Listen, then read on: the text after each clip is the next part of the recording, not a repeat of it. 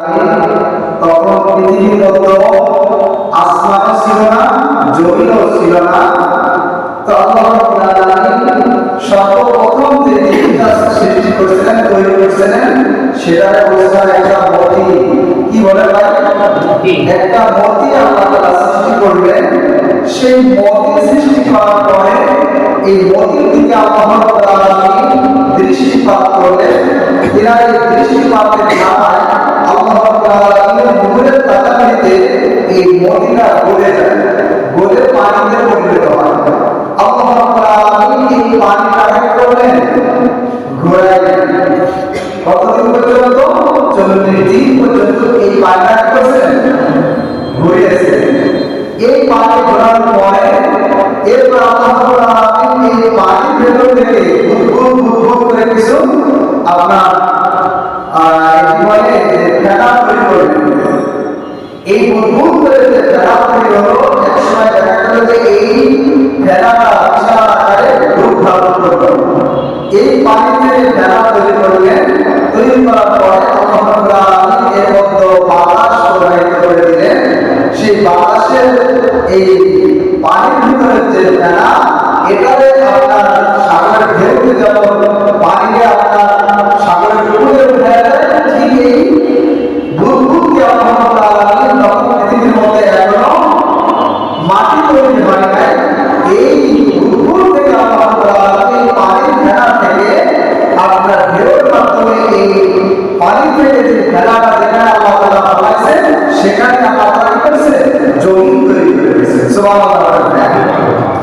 এই জমিন তৈরি করার পরে আল্লাহ রাব্বুল আলামিন এরপরে এই জমিন, আমরা সাধারণত দেখি যে সাগরের সমান পানি, যখন এই সমান পানি করে প্রচন্ড বাতাস হয়, তখন সাগরের বড় বড় ঢেউ, এই ঢেউয়ের পানি আপনার নদীর কূলে বিভিন্ন জায়গায় উঁচু করে করে ফেলে। ঠিক এই পানির ফেনাটা আল্লাহ তাআলা যেখানে যেখানে ফেলেছেন, সেখানে সেখানে পৃথিবীর জমিন তৈরি হয়ে গেল। তৈরি হয়ে যাওয়ার পরে আল্লাহ রাব্বুল আলামিন এই পানির মধ্য থেকে আপনার এই ফেনার মধ্য থেকে আপনার একটা ধোঁয়া বাষ্প হয়ে, এরপর আল্লাহ রাব্বুল আলামিন এই বাষ্প ধোঁয়া থেকে আল্লাহ তাআলা আপনার আসমান সৃষ্টি করলেন, আসমান বানাইলেন।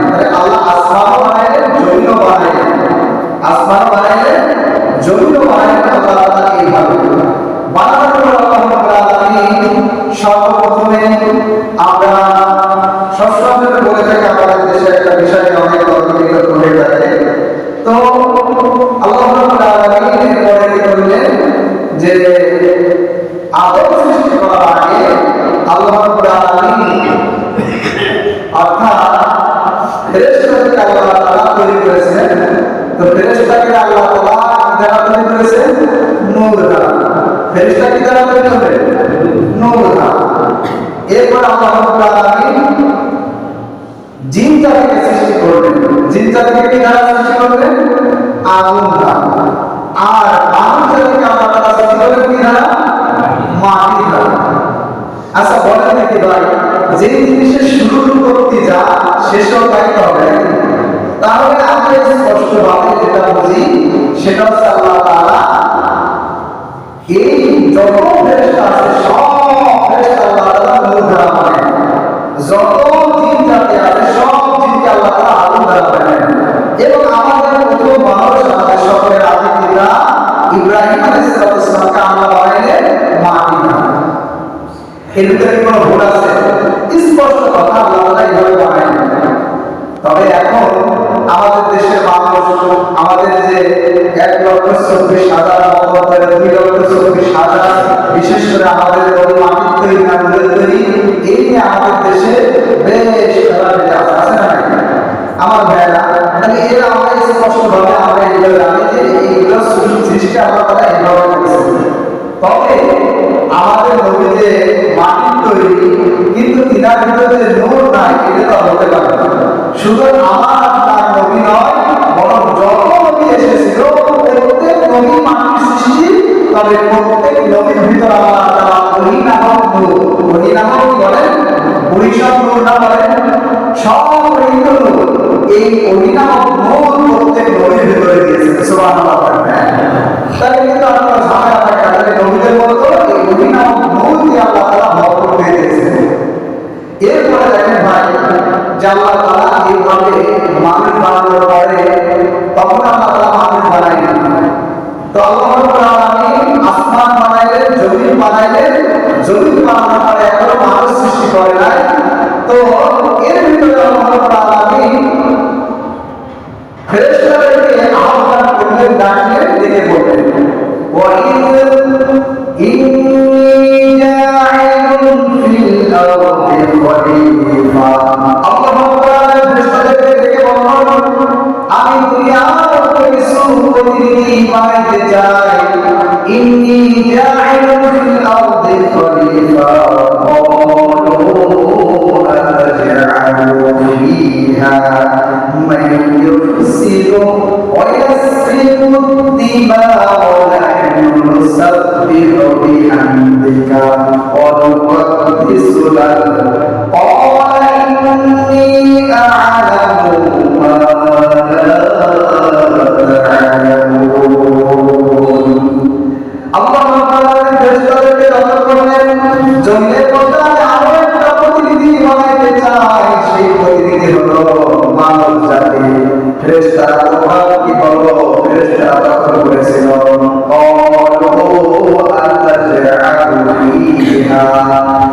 এমন এক জাতি তৈরি করতে যাচ্ছেন, এমন এক জাতি আপনি বানাইতে যাচ্ছেন মান ইউফসিদু ফিহা ওয়া ইয়াসফিকু الدماء বলে যারা জ্ঞান করবে, তারা হামলা সৃষ্টি করবে, মারামারি করবে, রক্তপাত ঘটাবে। আপনি এমন জাতি তৈরি করতে যাচ্ছেন। আমার বেলায় পরে আল্লাহ রাব্বুল আলামিন বললেন ক্বালা, এরপর তারা বললেন অনুকদ্দিসু লাক, আমরা তোমার প্রশংসা করার জন্য, আপনার তাসবিহ করার জন্য যথেষ্ট। আল্লাহ রাব্বুল আলামিন ফেরেশতারা তোমরা শোনো, ইন্নী আ'লামু মা লা তা'লামুন। ফেরেশতারা আমি জানি তোমরা জানো না। আমার ভেড়া আল্লাহ তাআলা যে মাধ্যম সৃষ্টি করতে যাচ্ছে আদম সন্তানকে, এই আদম সন্তান সৃষ্টির ব্যাপারে তারা আপত্তি দেখানোর কারণে আল্লাহ রাব্বুল আলামিন রাগান্বিত হয়ে গেছিলেন। এজন্য ফেরেশতারা বুঝতে পেরেছেন আল্লাহ তাআলা আমাদের প্রতি রাগান্বিত হয়েছেন। এজন্য কিভাবে আল্লাহ তাআলার কাছে পাপ নেওয়া যায়, কিভাবে পাপ চাওয়া যায়, সমস্ত ফেরেশতারা আল্লাহ রাব্বুল আলামিনের আরশের নিচে যে একত্র হলেন, ভিড় জমাইলেন। এইখানে যে আল্লাহ তাআলার কাছে যে বললেন, আল্লাহ তাআলার যে আরশ আছে, ওই আরশের চারপাশ দিয়ে আল্লাহ রাব্বুল আলামিন সাতবার তওয়াফ করেছিল। তাইবা সাতবার তওয়াফ করলেন ফেরেশতারা, তাকে একত্র আল্লাহ রাব্বুল আলামিনের সৃষ্টির মতো মতামত সময় তারা একটু করেছিল, অবসম্মিত হয়েছিল। এই জন্য তারা কি করেছিল যে আল্লাহ তাআলার কাছে করেছে, আল্লাহ তাআলার কাছে কিভাবে পাপ চাওয়া যায়। আল্লাহর আরশের কাছে যে ভিড় জমানে সাতটা তওয়াফ করলেন, সাতটা তওয়াফ করে আল্লাহ তাআলার কাছে পাপ চাইলেন। আর আল্লাহ রাব্বুল আলামিনের তওয়াফের কারণে সমস্ত ফেরেশতাদেরকে মাফ করে দিলেন। সুবহানাল্লাহ। আমার ভাইরা মাফ চাইলেন, খুশি হয়ে গেলেন। এরপর আল্লাহ রাব্বুল আলামিন ফেরেশতাদের ভুলের কারণে তাদের মাফ চাওয়ার একটা পদ্ধতি বের করে দিল। আল্লাহ বলেন যে আদমকে আমি বানাবো, এই মানব জাতিকে আমি বানাবো, এই মানব জাতিরা তো ভুল করবে, এই মানব জাতিরা তো পাপাচার করবে, এই মানব জাতিরা তো বিভিন্ন অন্যায় কাজে জড়িত হয়ে যাবে। এই মানব জাতিকে মাফ চাওয়ার জন্য, ক্ষমা নেওয়ার জন্য ফেরেশতাদেরকে বললো তোমাদের যেমন সাত চক্রের মাধ্যমে আমি মাফ করে দিয়েছি, আমি খুশি হয়ে গেছি, ঠিক আদম সন্তানদের ভুলের কারণে তাদের মাফের একটা পদ্ধতি বের করার দরকার। আল্লাহ রাব্বুল আলামিন সেই পদ্ধতি বের করে দিয়ে সেটা বললেন যে তোমরা একটা ঘর নির্মাণ করো। কি বললেন বলেন? একটা ঘর নির্মাণ করো। এই ফেরেশতাদেরকে বলল তোমরা ঘর নির্মাণ করো, আদম সন্তানরা যাতে তোমাদের মতো ভাবছে সেই ঘরটার নাম হলো আদম।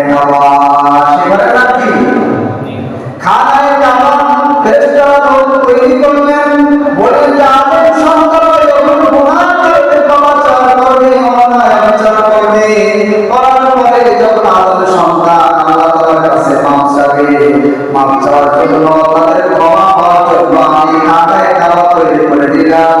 তোমরা যখন সাত চক্রের মাধ্যমে তোমরা গুনাহ পেয়েছো, তোমাদের প্রতি আমি আল্লাহ খুশি হয়ে গেছি। আদম সন্তান যখন গুনাহ করে আমার এই কাঁটায় কাবাকে চত্বর দেবে, কাঁটায় কাবার চতুর্পাশে সাতটা চক্র দিয়ে দেওয়ার সাথে সাথে আমি আল্লাহ ওই হাজির জীবনের সব গুনাহ মাফ করে দেব। এজন্য আমার ভাইরা কাঁটায় কাবা আল্লাহ তাআলা যাদেরকে তৌফিক দিয়েছেন, যাদের হজ করার মতো সামর্থ্য আছে, তাদের সকলের উচিত যে ওই কাঁটায় কাবার কাছে যাওয়া। এই জন্যই বলা হয়েছে যদি কোনো ব্যক্তি হালাল টাকা দিয়ে হজ করার পরে সে সব কিছু ঠিকঠাক মতো করছে, কোন নারী কাজ করে নাই, পদাবাদি করে নাই, সুন্দরভাবে ঠিকঠাক মতো হজ করে এসেছে, আল্লাহ রাব্বুল আলামিন বলেন ওই ব্যক্তি আল্লাহ তাআলা এমন ভাবে নিষ্কাম করে দেন, এমন ভাবে মাফ করে দেন যেন এই মাত্র আল্লাহ তাকে ভূমিষ্ঠ করেছে। সুবহানাল্লাহ।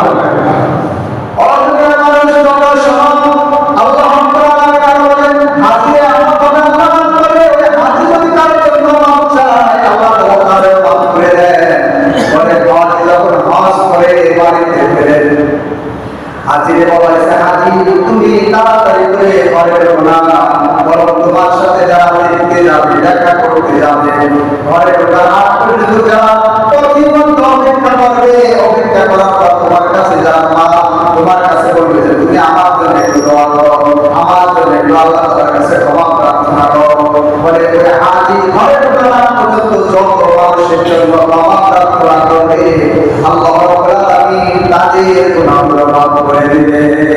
সুবহানাল্লাহ। এজন্য আমার ভাইরা এই ঘর সর্বপ্রথমে ফেরেশতারা তৈরি করলেন, এই ঘরের বৈশিষ্ট্য হচ্ছে একলা। আমার ভাইরা এই জন্য এত ফজিলতপূর্ণ, এত দামি জিনিস আমাদেরকে আল্লাহ তাআলা দান করেছেন। এই হজ আমাদের যাদের ফরজ হয়েছে আমরা যেন তাড়াতাড়ি হজ করতে পারি, আল্লাহ তাআলা আমাদের সকলকে সে তৌফিক দান করেন। সকলে বলি আমিন। এখন আমরা এই পর্যন্ত গত সময় আলোচনা করেছিলাম আমার ভাইরা, এই যে আলোচনার পরে আল্লাহ রাব্বুল আলামিন এই যে এই ঘরগুলো সর্বপ্রথমে ফেরেশতারা তৈরি করার পরে এক পর্যায়ে দেখা গেল যে এই ঘর ফেরেশতারা তৈরি করার পরে এই ঘর একসময় বিধ্বস্ত হয়ে যায়, বন্যায় প্লাবিত হয়ে এই ঘর ধ্বংস হয়ে যায়। তো আদম আলাইহিস সালাম থেকে নিয়ে যে এই পর্যন্ত ঠিকঠাক মতো চলছিল, আদম আলাইহিস সালামের পর হযরত আদম আলাইহিস সালামের এক সন্তান নাম হচ্ছে হযরত শীশ আলাইহিস সালাম। তো শীশ আলাইহিস সালাম তিনি কি করলেন যে এই কাবাটা তিনি সর্বপ্রথম ফেরেশতাদের পরে আদম আলাইহিস সালাম তিনি সংস্কার করলেন। সংস্কার করার পর এরপরে তিনি আর শীশ আলাইহিস সালাম তিনিও সংস্কার করলেন। তিনি সংস্কার করার পরে এরপরে ইব্রাহিম আলাইহিস সালাম তিনার জামানায় আসলো। তিনার জামানায় আসার পরে যে তিনার আগে হযরত নূহ আলাইহিস সালাম ছিলেন, তো নূহ আলাইহিস সালামের জামানায় আপনারা জানেন যে বিশাল প্লাবন হয়েছিল, বন্যা হয়েছিল। সেই বন্যার কারণে আপনার বলা হয়েছে যে এই খানায় কাবা বিধ্বস্ত হয়ে গেছিল, আমরা এতটুকু জানি। কিন্তু আমরা এক বর্ণনায় পেয়েছি যে যখন এই প্লাবন হয়েছিল এই ঘরকে আল্লাহ রাব্বুল আলামিন ফেরেশতার মাধ্যমে চতুর্থ আসমানে খানায় কাবাকে উঠায় দিয়েছিল। সুবহানাল্লাহ।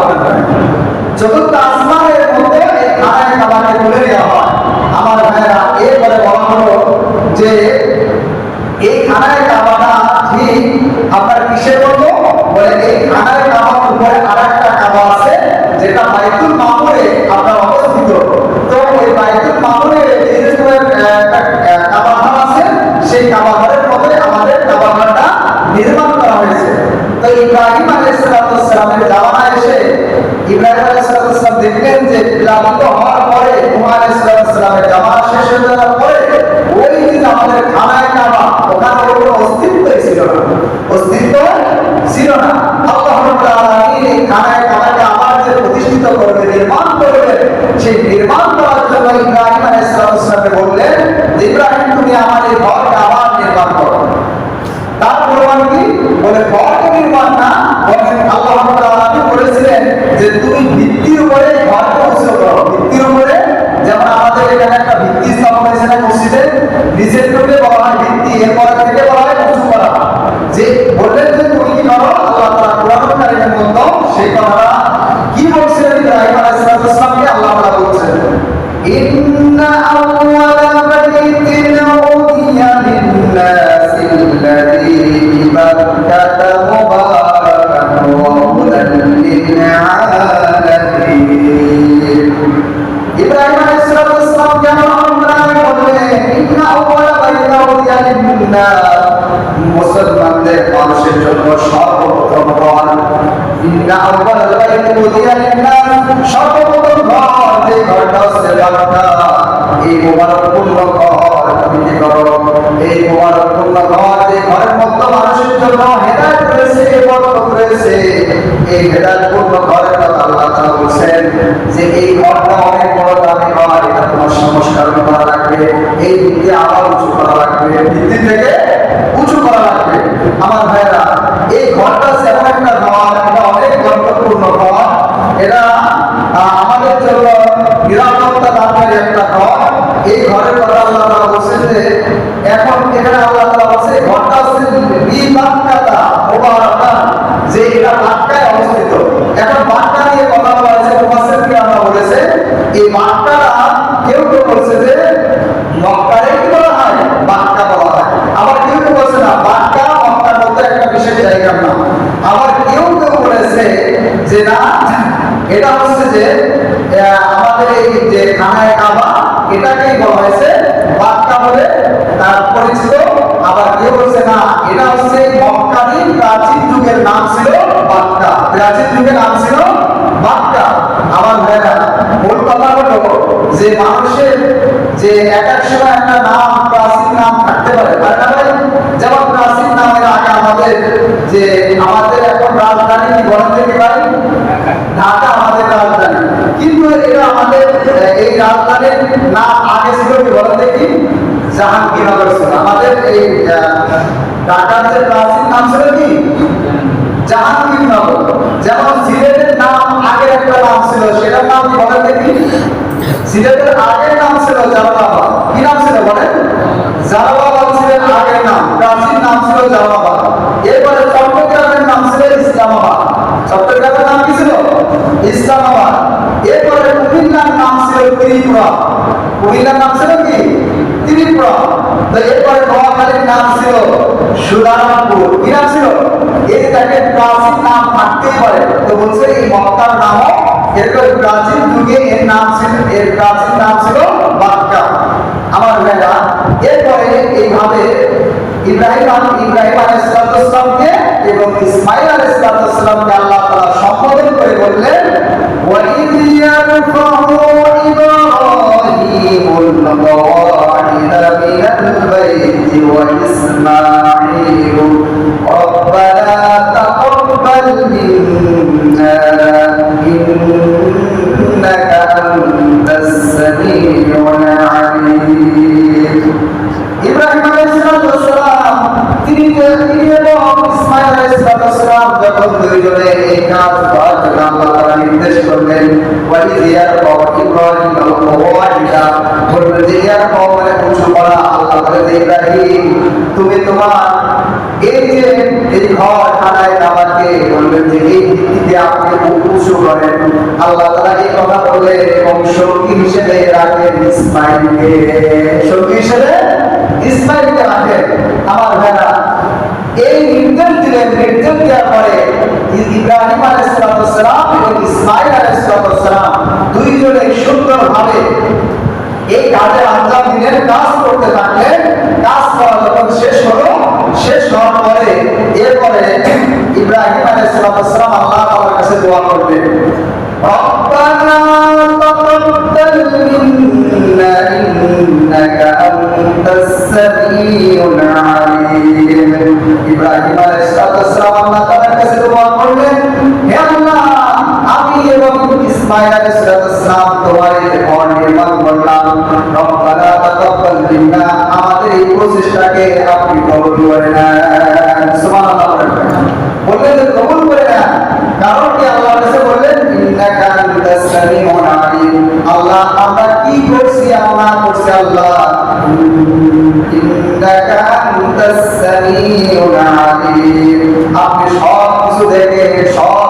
আপনি শ্রবণ করেন। সুতরাং আপনি জানেন শুনে আমাদের এই প্রচেষ্টাকে কবুল করে নেন। এই জন্য আমার ভাইরা, এখান থেকে আমাদেরও একটা শিক্ষণীয় বিষয়, যখন আমরা কোনো মসজিদ, দ্বিতীয় কাজ, ধর্মীয় কাজ যখন করবো, ওই আমাদের ভিতরে যেন খবর না আসে, অহংকার না আসে। আমরা আল্লাহর কাছে বলবো যে আল্লাহ, আমি যে একটা পুণ্যের কাজ করলাম, আল্লাহ তুমি কবুল করে নাও। এটা যেন কোনো মানুষের জন্য না হয়, এটা মানুষকে দেখানোর জন্য না হয়। এই জন্য মসজিদ মাদ্রাসা যাই করবেন, ওই আল্লাহর কাছে দোয়া করবেন, আল্লাহ কবুল করে নেন। আল্লাহ যদি এই আপনার এই দানকে কবুল করে নেন, এই দানের ওসিলা আপনি জান্নাতে চলে যাবেন। সুবহানাল্লাহ বলেন। হ্যাঁ, তবে কবুল হইতে হবে, শব্দটা কি করেন? কবুল হইতে হবে। কবুল করার জন্য দ্বীনি কাজ, এই দ্বীনি কাজগুলো করার পরে আল্লাহ তাআলার কাছে দোয়া করা। আল্লাহ তাআলার কাছে কি করা বলে? দোয়া করা। আমার ভাইরা, এইভাবে ইব্রাহিম আলাইহিস সালাম এবং ইসমাঈল আলাইহিস সালাম এই খানায় কাবা তৈরি করতেছে। তো আল্লাহর নির্দেশ হলো যে ইসমাঈল আলাইহিস সালাম এই খানায় কাবা যখন তৈরি করেন, তো ইব্রাহিম আলাইহিস সালাম চার পার্কে কাজ করতেছিল। এক পর্যায়ে যেটা আল্লাহ রসুল করতে বলছে, এই খানায় কাবা রসুল আমি আনুমানিক আমি একটা ইসের মধ্যে দেখেছি যে এর উচ্চতা হচ্ছে আপনার 43 ফিট। কত ফিট বলেন? 43 ফিট হচ্ছে উচ্চতা, এবং তার প্রশস্ততা হচ্ছে আপনার 36 ফিট। এরপর একটা আছে মতান্তরে কম বেশি থাকতে পারে। তো আমার ভাইরা, এই উঁচু জায়গায় যখন কাজ করতেছিলেন ইব্রাহিম আলাইহিস সালাম, ইব্রাহিম আলাইহিস সালাম ছিলেন মিস্ত্রি। কি ছিলেন বলেন ভাই? মিস্ত্রি। আর হেল্পার হিসেবে কাজ করতেছিলেন কে? হ্যাঁ, তার সন্তান ইসমাঈল আলাইহিস সালাম। তো ইব্রাহিম আলাইহিস সালাম তিনি উপরে নাগাল পাচ্ছিল না, খুব কষ্ট হচ্ছিল। তিনি তখন সেই সময় একটা পাথরের পর দাঁড়াইছিলেন। কিসের পর? একটা পাথরের পর দাঁড়াইছিলেন। ওই পাথরটা হচ্ছে জান্নাতের পাথর না, ওটারে বলা হয়েছে একটা জান্নাতি পাথর। আর ওইটাই বলা হয় মাকামে ইব্রাহিম নামে পরিচিত। যারা হাজী ভাইরা হজ করছে তারা বলতে পারেন যে মাকামে ইব্রাহিমটা এটা হচ্ছে সেই পাথর, যেই পাথরের পর ইব্রাহিম আলাইহিস সালাম দাঁড়িয়ে দাঁড়িয়ে খানায় কাবা কাজ করতেছিলেন। উপরের নাগাল পাচ্ছিলেন, ওই পাথরের পর দাঁড়ায় দাঁড়ায় কাজ করতেছিল। তো ওই সময়টা আমাদের মধ্যে এখন এই যে ভাড়া বাইরের মধ্যে 5 তলা 10 তলা 20 তলা 100 তলা কাজ করে, ওই সময় এরকম ছিল। ওই সময়টা একটা শুরুর দিকে এইগুলা ছিল না, এই জন্য এই পাথরের পর দাঁড়ায় দাঁড়ায় কাজ করতেছিল। ওই পাথরটার নামই হয়েছে মাকামে ইব্রাহিম। ইব্রাহিম আলাইহিস সালামের নামে ওই পাথরটা পরিচিত। আমার ভাইরা, শুধু এইটা, ওই পাথরের উপর নাকি এখন ইব্রাহিম আলাইহিস সালামের পায়ের ছাপ এখনো দেখা যায়। সুবহানাল্লাহ বলেন। আল্লাহ তাআলা যেন আমাদের সকলকে এই হজ্জে বাইতুল্লাহ যে দায়িত্ব আল্লাহ দিয়েছে, হজ করা, আল্লাহ তাআলা আমাদের সকলকে হজ করার মতো তৌফিক দান করেন। সকলে বলি আমিন। আমার ভাইরা, এরপরে যে এই হজ এটা তিনি করলেন, করার পরে এরপর আল্লাহ তাআলার কাছে তিনি আরো দোয়া করছিলেন যে যখন একবার সম্পূর্ণ হলো, সম্পূর্ণ হওয়ার পরে আল্লাহ তাআলার কাছে কিছু দোয়া করলেন। আল্লাহ তাআলা তার দোয়াগুলো এতই পছন্দ হয়েছিল, পছন্দ হওয়ার কারণে আল্লাহ রাব্বুল আলামিন কুরআনুল কারীমের মধ্যে এটা নোট করে বিশ্ববাসীকে জানায় দিয়েছিলেন যে আল্লাহ তাআলা ইব্রাহিম আলাইহিস সালাম আরো দোয়া করছিলেন আল্লাহ তাআলার কাছে। যে কি দোয়া করছিলেন? তিনি দোয়া করছিলেন, ربنا واجعلنا مسلمين لك من ذريتنا وأمة مسلمة لك وأرنا مناسكنا وتب علينا إنك أنت التواب الرحيم ربنا وابعث فيهم رسولا منهم يتلو عليهم آياتك ويعلمهم الكتاب والحكمة ويزكيهم إنك أنت العزيز الحكيم আল্লাহ রাব্বুল আলামিনের কাছে দোয়া করলেন, হে আমাদের প্রতিপালক, আমাদের উভয়ের আপনার একান্ত অনুগত বান্দা বানিয়ে দিন, একান্ত অনুগত বান্দা বানিয়ে দিন। আমাদের বংশ থেকে একটি অনুমত দল সৃষ্টি করে দিন। এবং এরপরে এইভাবে দোয়া করলেন যে আমাদের মধ্য থেকে একজন নবী বানিয়ে দেন, যেই নবীরা আমাদের যে কাজ ছিল এই কাজগুলো করবে। আমার ভাইরা, এইভাবে দোয়া করলেন। দোয়া করার পর আল্লাহ রাব্বুল আলামিন দোয়া কবুল করলেন। আর দোয়া কবুল করার পর আল্লাহ রাব্বুল আলামিন এই বংশধরের মধ্য থেকে যেমন তেমন নবী বানাইলেন রে ভাই, এমন এক নবী বানাইলেন বিশ্ববাসীর জন্য যে 100 সম্মান দিয়ে আসলেন। তিনি হলেন রাহমাতাল লিল আলামিন। পৃথিবীর মধ্যে যত নবী এসেছিল এই সব নবীর কথা বলা হয়েছে মাত্র 7 জন নবী ব্যতীত। সব নবী হযরত ইব্রাহিম আলাইহিস সালামের বংশের মধ্য থেকে এসেছেন। 1,24,000 অবতারে 2,24,000 পয়গম্বর এসেছিল। এই সব নবীদের মধ্য থেকে মাত্র 7 জন নবী ব্যতীত আর বাকি সব নবী হযরত ইব্রাহিম আলাইহিস সালামের বংশধরের মধ্য থেকে এসেছিল। আমার ভাইরা, ইব্রাহিম আলাইহিস সালামের সন্তান হযরত ইব্রাহিম আলাইহিস সালাম, তার বংশ থেকে আমাদের নবী মুহাম্মদ সাল্লাল্লাহু আলাইহি ওয়াসাল্লাম তিনি জন্মগ্রহণ করেন। সুবহানাল্লাহ বলেন না? এই বংশ থেকে আল্লাহ তাআলা শ্রেষ্ঠ নবী প্রেরণ করেছিলেন। আমার ভাইরা, ইব্রাহিম আলাইহিস সালাম দেখেন জন্মের পর থেকে পরীক্ষার সম্মুখীন হয়েছে। একটি সমস্ত পরীক্ষায় উত্তীর্ণ হয়ে আল্লাহ রাব্বুল আলামিন তাকে এত কবুল করেছে, এত মর্যাদা দিয়েছে। এই জন্য ইব্রাহিম আলাইহিস সালামকে বলা হয় যে আবুল আম্বিয়া। কি বলা হয় বলে? আবুল আম্বিয়া, সমস্ত নবীদের বাবা। সমস্ত নবীদের বাবা। শুধু তাই না, সমস্ত নবীদের বাবাই শুধু এই বলে শেষ করা হয় না, বলছে তিনি এই বিশ্ববাসীর জাতির পিতা হিসেবে আল্লাহ তাআলা তাকে বানিয়ে দিয়েছে। আমার ভাইরা, এই জন্য ইব্রাহিম আলাইহিস সালাম আল্লাহ তাআলা যথেষ্ট পরিমাণ সম্মান ইজ্জত আল্লাহ তাআলা দিয়েছে। এজন্য আমাদের সকলের উচিত যে নবীদের অনুসরণ হয়ে যে আমাদের যে হজ করার প্রতি আমাদের উদ্বুদ্ধ করা হয়েছে, সে আমরা হজের প্রতি আমরা যাতে সকলে আমরা উদ্বুদ্ধ হয়ে আমাদের যে হজটা করতে পারি। যেই জন্য আল্লাহ রাব্বুল আলামিন এখন হযরত ইব্রাহিম আলাইহিস সালামের যেহেতু হজ করলেন, দোয়া কবুল করলেন, এরপর ইব্রাহিম আলাইহিস সালামের 3টা নির্দেশ দিলেন। কয়টা বলেন ভাই? 3টা নির্দেশ দিলেন। 1 নম্বর নির্দেশ হলো, ইব্রাহিম তুমি আমার সাথে কাউকে শরীক করবা না, আমার সাথে কাউকে শরীক করবা না। 2 নম্বর কাজ হলো, ইব্রাহিম যে খানায় কাবা তুমি নির্মাণ করলে, যে খানায় কাবার ভিত্তি তুমি উঁচু করেছো, এই খানায় কাবায় যারা কি করবে, যারা তাওয়াফ করবে, তাওয়াফকারীদের জন্য, মুসল্লিদের জন্য, রুকুকারীদের জন্য, সিজদাকারীদের জন্য এই খানায় কাবাকে পরিষ্কার পরিচ্ছন্ন রাখতে হবে। 1 নম্বর কাজ, কাউকে আমার সাথে শরীক করবে না। 2 নম্বর কাজ, খানায় কাবাকে পবিত্র রাখবে। 3 নম্বর কাজ হলো যে ইব্রাহিম তুমি একটা উঁচু পাহাড়ের উপরে যাইবা, সেই উঁচু পাহাড়ের উপরে যাই তুমি এলান করে দিবা পৃথিবীর মানুষের কাছে, যে পৃথিবীর মানুষ, আল্লাহ তাআলা তোমাদের পর হজ ফরজ করেছে, তোমরা সকলেই ফরজ হজ করার জন্য ছুটে আসবে। আমার ভাইরা, এই নির্দেশ দিলেন। নির্দেশ দেওয়ার পর মক্কা নগরীর মধ্যে কোনো মানুষ ছিল না, কোনো বসতি ছিল না। ইব্রাহিম আলাইহিস সালাম আল্লাহর কাছে বললেন, ও আল্লাহ, আমি যে এইখানে তো কোনো জনবসতি নাই, কোনো কিছুই নাই, আল্লাহ আমি যদি এইখান থেকে ঘোষণা দেই সারা পৃথিবীর মানুষের কাছে এই আওয়াজ কেমনে পৌঁছাবে? আল্লাহ রাব্বুল আলামিন বলে, ইব্রাহিম আমি নির্দেশ দিয়েছি তুমি ঘোষণা দাও, আর সব জায়গা পৌঁছানোর দায়িত্ব হলো আমার। সুবহানাল্লাহ। আল্লাহ বলে যে এই দায়িত্ব মানুষের প্রত্যেকের কানে পৌঁছায় দিব, আর ওই সমস্ত মানুষের কানে পৌঁছাবো যারা হজ করবে, যারা হজ করবে ওরাও আমার এই নামে সাড়া দিবে। সুবহানাল্লাহ বলেন। আমার ভাইরা, ওইখানে যখন মানুষ পৌঁছায় বলে লাব্বাইক আল্লাহুম্মা, সুবহানাল্লাহ বলবেন না? আল্লাহ উপস্থিত হয়েছি, আপনি আমার ঘোষণা দিয়েছিলেন, আপনার ডাকে আমি সাড়া দিয়েছি, আমি এখানে উপস্থিত হয়ে গেছি। আমার ভাইরা, যেই পাহাড়ের উপরে ইব্রাহিম আলাইহিস সালাম হয়েছিলেন, ওই পাহাড়টার নাম হচ্ছে জাবালে কুবাইস। নাম কি বলেন ভাই? জাবালে কুবাইস নামক পাহাড়ের উপরে ইব্রাহিম আলাইহিস সালাম ঘোষণা দিয়েছিলেন, পৃথিবীর এমন কোনো মানুষ নাই যাদের কানে আমাদের কথা পৌঁছায় নাই। বলেন, এই সবার কাছে পৌঁছাইছে না? দেওয়া আল্লাহ তাআলার পক্ষ থেকে এগুলো পৌঁছায় গেছে।